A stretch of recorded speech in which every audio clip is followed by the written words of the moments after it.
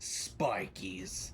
They start an awful lot of fights with an awful lot of enemies for one who's scared of their own death so much.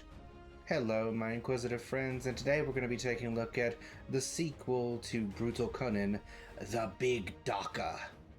This time around, we see Uftak and the lads taking on the entire dark city of Gamora. Or, at least one small section of it, but details. Right off the bat, the Dark Elves are a much more interesting faction for the Orcs to fight than the Admech, in my opinion. Whereas the infighting was kind of just annoying and boring in the original book, this sequel, with all the backstabbing and fun plotting that the Drakari are known for, and you always knew that one was going to turn against the other at some point, it for some reason just works so much better. Also, the love story you have in there that just turned into Days of Our Lives for a little bit, chef's kiss. Uftek is even bigger, badder, and greener now. The armor that he got last time, the Space Marine armor, the really big Space Marine armor, is little more than rags on his body at this point. He's gotten that big, and by the end of things, his legendary Snaz hammer becomes little more than a chopper in his hands. The only problem is that with all this size, he's getting a lot smarter, and with thinking coming into play, it can really be a hindrance.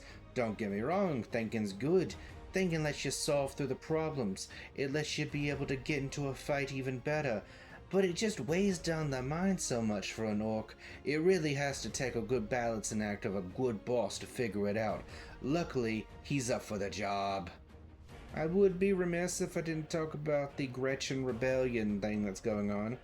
I'm gonna be honest, for 99% of it, I was just annoyed. I was like, this is taken away from the orky goodness. Just skip past it, get to the good stuff. But by the end, it was fairly entertaining. This book was good orky fun all around. I got through it so quickly, it was so fun. I can't give it anything other than 5 stars out of 5. Could someone look at it and be like, oh, that isn't very literary art or anything like that? Sure, but Zogum, who cares? They're not green enough to handle the Wog.